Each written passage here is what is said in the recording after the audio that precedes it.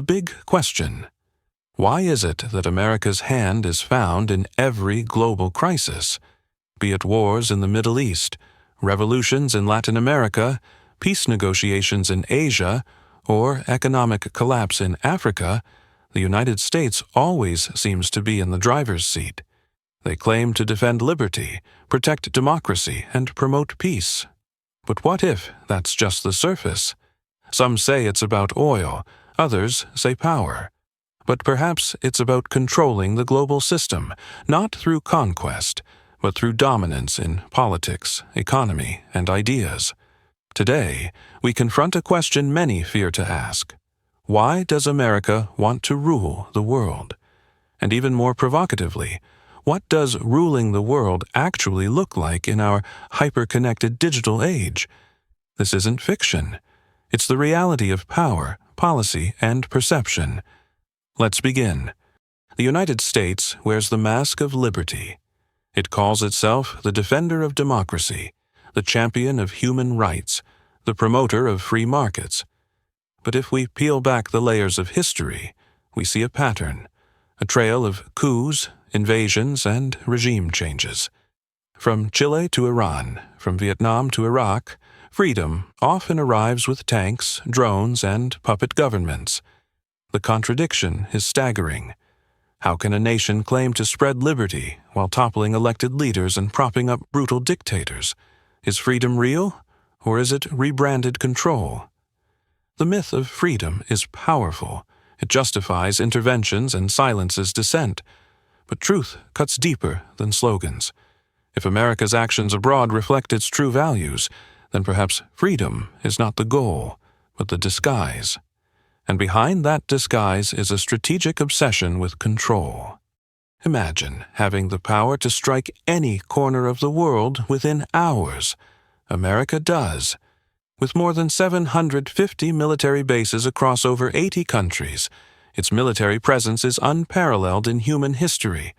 No past empire, Roman, British, Mongol, had such reach. This isn't just defense, it's projection. Being everywhere means seeing everything, influencing everyone.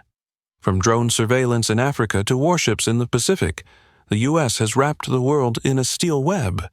But is this global policing or global intimidation? Does peace follow power or fear? For some, these bases offer protection. For others, they are reminders of occupation. The global military footprint is more than logistics. It's a visible map of dominance. And with every jet that flies and every missile that stands ready, one truth becomes clear. Empire today wears a uniform and flies a drone. The Cold War may be over, but its architecture still shapes our world. After World War II, the U.S. didn't just defeat enemies, it built systems. NATO, the IMF, the UN, the World Bank, these weren't just tools of peace, but tools of influence. Under the guise of rebuilding the world, America embedded itself at the center of it. The goal? To prevent the spread of communism. The result? A new world order led by Washington. By tying nations into economic and military alliances, the U.S. created a web of dependency. Aid came with conditions. Protection came with alignment. This wasn't just about ideology. It was strategic hegemony. Today, those Cold War institutions still serve American interests. They enforce rules that others must follow, but America helped write. In a world of shifting power, this blueprint still anchors U.S. dominance. Money moves the world, and the dollar sits at the center. The U.S. dollar isn't just currency. It's a global lever of power. As the world's reserve currency, it dominates trade, energy markets, and debt. This gives America a financial sword without lifting a gun. Countries that challenge U.S. interests often find themselves isolated, sanctioned, or economically strangled. From Iran to Venezuela, the weaponization of finance is clear. The IMF and World Bank often reflect this control, tying loans to policy shifts that align with U.S. interests. And through SWIFT and global banking, America can block, freeze, or destroy economies. It's domination without invasion. Quiet, bloodless, but crushing. Economic control is not just about wealth, it's about obedience. And as long as the world runs on dollars, America runs the world. Power no longer wears a crown, it carries a briefcase. America doesn't just fight wars, it profits from them. Beneath the banner of national security lies a trillion-dollar industry that thrives on conflict. Corporations like Lockheed Martin, Raytheon, and Northrop Grumman manufacture more than weapons, they manufacture demand. Every bomb dropped and every base built feeds a vast network of defense contractors, lobbyists, and consultants. Politicians often rotate between government and the very industries they're meant to regulate. The result? A cycle of war without end. Perpetual threats mean perpetual profits. Peace, on the other hand, threatens the bottom line. This isn't a conspiracy. It's the logic of militarized capitalism. The military-industrial complex isn't just a phrase Eisenhower warned about. It's a machine, humming with cash, contracts, and calculated fear. And as long as war remains lucrative, peace will remain elusive. You don't need to invade a nation to change it. You just need to influence what it watches, eats, wears, and dreams. American culture has become the world's unofficial default. From Hollywood blockbusters and iPhones to Coca-Cola and hip-hop, the U.S. exports more than goods. It exports identity. This is soft power, domination through desire. When youth in Cairo, Seoul, or Lagos wear American brands and speak English slang, it reflects a deeper shift. Norms, ideals, even revolutions begin to echo American narratives. Entertainment becomes ideology. Consumerism becomes culture. And in that process, local voices are drowned, traditional values eroded. This isn't accidental, it's strategic. Culture becomes a silent colonizer, shaping how the world thinks and feels. In the age of attention, whoever tells the best story wins, and America owns the stage. In the modern world, power flows through cables and satellites, and America owns the infrastructure. Google, Apple, Amazon, Meta, Microsoft. These tech giants aren't just companies, they're global gatekeepers. Data flows through U.S. servers. Communications rely on U.S.-controlled platforms. The world's apps, maps, clouds, and codes are born in Silicon Valley. This is the new empire, one built on algorithms, not armies. Through search results, ad targeting, and content moderation, these companies influence opinions, elections, and revolutions. And when governments challenge them, sanctions follow. American tech doesn't just serve markets, it shapes minds. In the battle for hearts and bandwidth, whoever controls the internet controls the narrative. And right now, that control remains firmly in U.S. hands. The empire may be digital, but the domination is real. Language isn't neutral. It shapes how we think. And in today's world, the language of diplomacy, science, commerce, and culture is overwhelmingly English. That's not coincidence. It's legacy and leverage. American universities, media houses, and think tanks define global debates. From climate change to human rights, their vocabulary becomes the world's standard. If you want to be heard globally, you must speak their language, literally and ideologically. This linguistic dominance means more than translation. It means control over framing. Who gets called a terrorist? Who gets labeled freedom fighter? Who decides what counts as progress? In this war of words, America holds the dictionary. And in doing so, it doesn't just participate in global conversations, it dictates them. America proclaims itself the world's guardian of democracy. It celebrates elections, champions civil liberties, and condemns authoritarian regimes. But the history of its foreign policy tells a selective story. It cheered for democracy in Ukraine, but backed dictators in Egypt. It overthrew Saddam but supported Saudi Arabia. Past alliances with the Taliban and Pinochet reveal a pattern. Democracy when useful, silence when inconvenient. This isn't contradiction, it's strategy. Democracy becomes a tool, a brand, a weapon, used to justify interventions or to disguise geopolitical interests. When democracy aligns with U.S. goals, it's applauded. When it doesn't, it's ignored or undermined.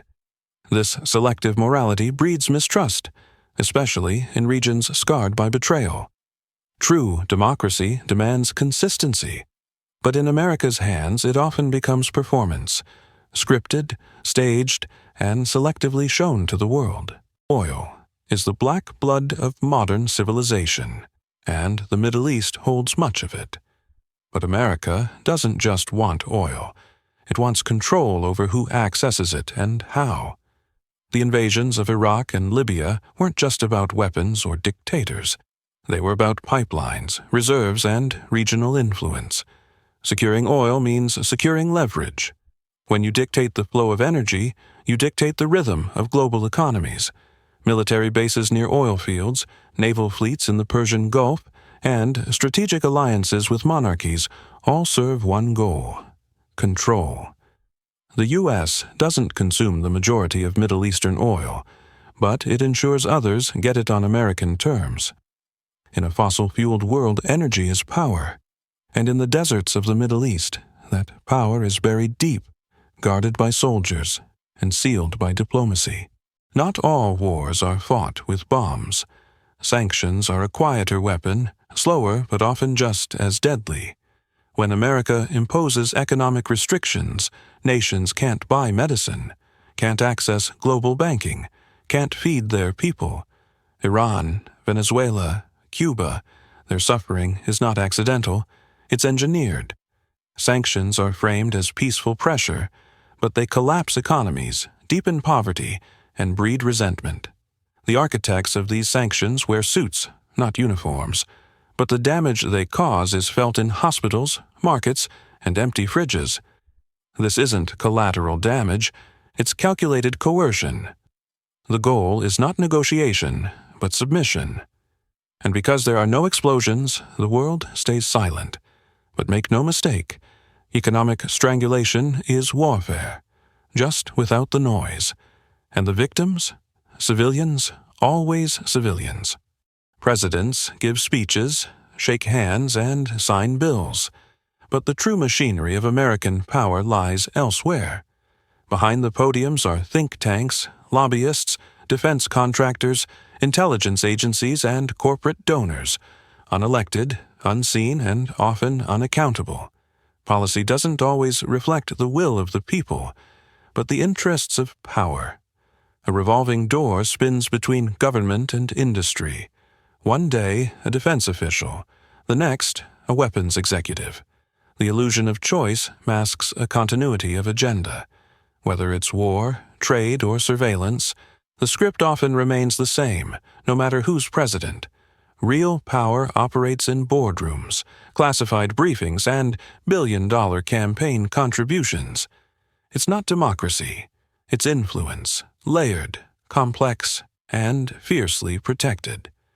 To understand America's global behavior, don't just follow the headlines. Follow the money, the lobbyists, and the long-term interests written in ink behind closed doors. Control the story, and you control perception. In the U.S., major media outlets like CNN, Fox, and the New York Times do more than report. They shape. They decide which wars matter, which victims count, and which truths get airtime. Hollywood joins the chorus, embedding military agendas in blockbusters and promoting American ideals as universal. The result? A population primed to accept intervention, to fear the enemy, to rally behind flags. Dissenting voices are marginalized, alternative narratives ridiculed. News becomes theater, dramatic music, breaking banners, and curated outrage. It's not fake news, it's framed news, and the frame is patriotic, strategic, and often profit-driven. In this war of narratives, truth becomes negotiable. What matters is what sticks. And when a nation controls the lens, it doesn't need to censor.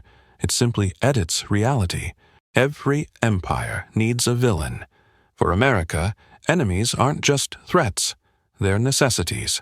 They justify budgets, military expansion, surveillance, and foreign intervention. During the Cold War, it was the Soviet Union. After September 11th, it became terrorism. Today, it's China. Tomorrow, who knows? The names change, but the logic remains. Without an enemy, power becomes harder to explain. Fear unites, mobilizes, and distracts. It allows civil liberties to shrink and military spending to grow. Some threats are real, others are inflated, and some are entirely manufactured. But they all serve a function: to preserve the status quo. Because in a world without enemies, people might start questioning the empire itself. And that, for those in power, is the greatest threat of all. Maintaining a global empire is expensive, not just in dollars, but in dignity, blood, and broken priorities. The U.S. spends more on its military than the next 10 countries combined. Trillions flow into defense while schools crumble, healthcare falters, and infrastructure ages. The human cost is just as steep: soldiers returning with trauma, civilians abroad caught in crossfire, and entire nations destabilized. At home, inequality rises. Abroad, resentment festers. The empire feeds itself with fear, contracts, and control. But it comes at a price, and that price is paid by the many to enrich the few. Empires don't just collapse from outside pressure, they rot from within. And as America stretches its power across the globe, the strain shows in the cracks forming back home. Power demands sacrifice. The question is, who's doing the sacrificing? Not who else. America's dominance is no longer unchallenged. Around the globe, nations are rising with defiant voices and independent visions. China asserts itself economically and militarily. Russia resists NATO's reach. Latin America elects leaders who reject Washington's policies. The BRICS nations seek alternatives to the dollar. Even longtime allies question U.S. leadership. This isn't just geopolitics. It's a global awakening. The Global South wants sovereignty, not supervision. They want partnerships, not patronage. Technology empowers new players. Trade alliances shift. Military blocs realign. A multipolar world is emerging, and America must now share the stage it once dominated alone. The era of single-handed rule is fading, and as others rise, America faces a choice: adapt or clash. Because resistance isn't coming, it's already here. Some argue that America doesn't want to dominate. It wants to lead. That its presence brings order, stability, and opportunity. That ruling the world is a misinterpretation of global responsibility. But leadership without accountability becomes control, and global influence without consent becomes coercion. Whether it's called soft power, security, or democracy promotion, the result often feels the same: one nation shaping the fate of others. Intentions may vary, but impacts are real. Is it leadership when others have no choice? Is it freedom when choices are limited to American-approved paths? In the end, labels matter less than lived experience. To much of the world, the U.S. isn't just a leader, it's the gatekeeper. And when gates are closed, resistance builds. Domination may not be the goal, but it's often the outcome. What happens when the center no longer holds? If the U.S. can't maintain its grip through economy, military, or media, the world may enter a new era. Will it be more just or more chaotic? Some fear a vacuum, Where authoritarian powers rise unchecked, others see hope, a chance for true multipolarity, cooperation, and shared leadership. For America, losing control is more than strategy. It's identity crisis. A nation raised on exceptionalism struggles with the idea of being just one among many. But history teaches that no empire lasts forever. Decline can be graceful or catastrophic. The question isn't if change will come. It's how America will face it, with humility and adaptation, or denial and force. The choice will shape the future far beyond its borders. Maybe America doesn't want to rule the world. Maybe it fears not being able to, because beneath every empire is insecurity, the fear of irrelevance, of losing the narrative, of being forgotten. Power, once tasted, is hard to release. It becomes identity, pride, and purpose. But illusions don't last forever. History's pages are littered with fallen empires, mighty, invincible, and eventually dust. America may not fall today, or even soon, but cracks are forming. The question isn't just, why does America want to rule the world? It's deeper. Can it keep ruling? Should it? And what happens if it doesn't? Power dazzles. But in the end, all empires fade. What remains is not control, but legacy. And the world is already writing the next chapter.